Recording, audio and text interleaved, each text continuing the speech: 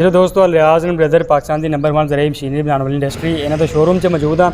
ज़मीन की तैयारी तो लैके तो फसल की कटाई तक हर तरह की ज़राई मशीनरी तो इतों एक ही प्लेटफॉर्म तो दस्तियाब हो जाती है। साढ़े कस्टमर मौजूद ने, इन्हों की राय थोड़े शेयर कर देवां।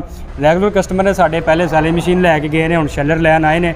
ऐसी क्या क्वालिटी इन्होंने देखी है या कोई मटीरियल तो ये मुतमईन ने किस हिसाब से इन्हों की राय थोड़े शेयर कर दे। भाईजान की हाल चाल ने? अलहमदुलिल्लाह सर, शुक्र अल्लाह का। सर दसो तुसी यानी ये शैलर तो किस तरह तुसी कहते हो कि वीडियो च देखिया जे, चलदा देखिया जे, किस तरह नाल? ਅਸੀਂ ਸਰ ਤੁਹਾਡਾ YouTube ਚੈਨਲ ਤੋਂ ਕਾਫੀ ਦੇਰ ਤੋਂ ਦੇਖ ਰਹੇ ਸੀ अच्छा जी, ਤੇ ਵੀਡੀਓ ਵੀ ਕਾਫੀ ਦੇਖੀਆਂ। सही, ਇੱਕ ਆਪਣਾ ਦੋਸਤ ਸੀ, ਉਹਨੇ ਵੀ ਲਿਆ ਸੀ ठीक हो ਤੇ गया, ਇਸ ਤੋਂ ਫਿਰ ਕਿਹਾ ਵੀ ਅਸੀਂ ਵੀ ਲੈ ਕੇ ਦੇਖ ਲਈਏ। ठीक हो गया। ਅਸੀਂ ਉਸ ਤੋਂ ਪਹਿਲੇ ਸਾਡਾ ਦੋਸਤ ਸੀ, ਉਹਨੇ ਬਣਾਈ ਹੈ ਸੈਲਸ ਮਸ਼ੀਨ अच्छा ਤੇ ਉਹਨੇ ਵੀ ਕਿਹਾ ਕਿ ਬਹੁਤ ਅੱਛੀ ਕੁਆਲਿਟੀ ਹੈ ਤੇ ਤੁਸੀਂ ਲੈ ਕੇ ਦੇਖੋ। ਅਸੀਂ ਇੱਥੇ ਆ ਕੇ ਚੈੱਕ ਕੀਤਾ, ਫਿਰ ਆਸੇ ਪਾਸੇ ਵੀ ਦੇਖਿਆ ਤੇ ਸਾਨੂੰ ज़्यादा ਕੁਆਲਿਟੀ ਬਹੁਤ ਬਿਹਤਰ ਲੱਗੀ ਤੇ ਇਸ ਲਈ ਅਸੀਂ चलो ਡਾਇਰੈਕਟ ਤੁਹਾਡੇ ਕੋਲ ਆਏ ਹਾਂ। ਤੇ सैलेज मशीन लैके गए हो इस तो पहलों? ਹਾਂਜੀ, ਉਹ ਸਾਡਾ ਦੋਸਤ ਹੀ ਹੈ ਹਾਂਜੀ। ਜਿਹੜਾ ਅੱਗੇ ਨਾਲ ਆਇਆ ਸੀ ਭਾਈ ਵੱਡਾ, ਹਾਂਜੀ ਉਹ ਲੈ ਹਾਂਜੀ ਕੇ ਗਏ ਨੇ 40 ਨਾਲ ਦੇ अच्छा अच्छा ਤੇ अच्छा ਬਹੁਤ ਅੱਛਾ ਰਿਜ਼ਲਟ ਹੈ। ठीक ਤੇ हो गया। ਇਨਸ਼ਾਅੱਲਾ ਹੁਣ ਕੋਸ਼ਿਸ਼ ਕਰਾਂਗੇ ਅਨਕਰੀਬ ਕਿ ਆਪਾਂ ਵੀ ਲਈਏ ਸੈਲਸ ਮਸ਼ੀਨ। अच्छा सैलेज मशीन अपनी वैसे ही पाकिस्तान के सब तो ज़्यादा सेल होने वाली मशीन आ, एक जदीद प्रोडक्ट है जी। तो बहुत सारे भाइयों ने लई आ, आर्डर के उपर भी काम हो रहा है। शैलर के मुतलिक भी तुहानूं दिखा रहे हैं। हुण हालांकि ऑफ सीजन भी आ,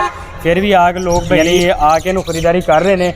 थोड़ा कैमरा करीब ले आओ भाईजान तो तुहानूं होर इहदे फीचर दिखा दिंदे हैं। यानी 2 तो टायर तुहानूं मिल जाते हैं रूटीन वाइज। 4.5 फुट आ, 5 फुट वाला भी आर्डर के उपर तैयार हो जाएगा।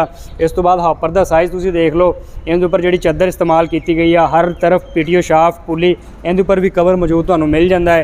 इहदे नाल तुहानूं इहदा बूम जिहड़ा आउटर फ्लो जिन्हों कहंदे वा, इहदी हाइट दस दिंदे आ 13 फुट 13.5 फुट इहदी नॉर्मल एक हाइट हुंदी है, मेनटेन की गई है। उस तो इलावा तुहानूं इहदी प्रोडक्शन कैपेसिटी अगर दस दईए तो 400 तो लैके 450 मन फी घंटा वा। तो नाल ही परली साइड तो हुण जाने वा तुर भी तुहानूं दिखा रहे हैं जिहड़ी साइड तो तुक्का वगैरह बाहर आंदा है, ये साइड भी तुसीं आके देख सकते हो। ओवरऑल हर चीज़ मेनटेन की गई है। स्पैशली इत्थे इंजीनियरिंग डिपार्टमेंट है, इनकी वजह तो इहदा मोमेंटम मेनटेन किया जाता। जिन्नी भी ज़राई मशीनरी तुसीं लैके जांदे हो, खास कर इत्थे इस चीज़ नूं फोकस च लिया जाता है कि तुहाडे ट्रैक्टर के उपर कोई लोड ना पवे।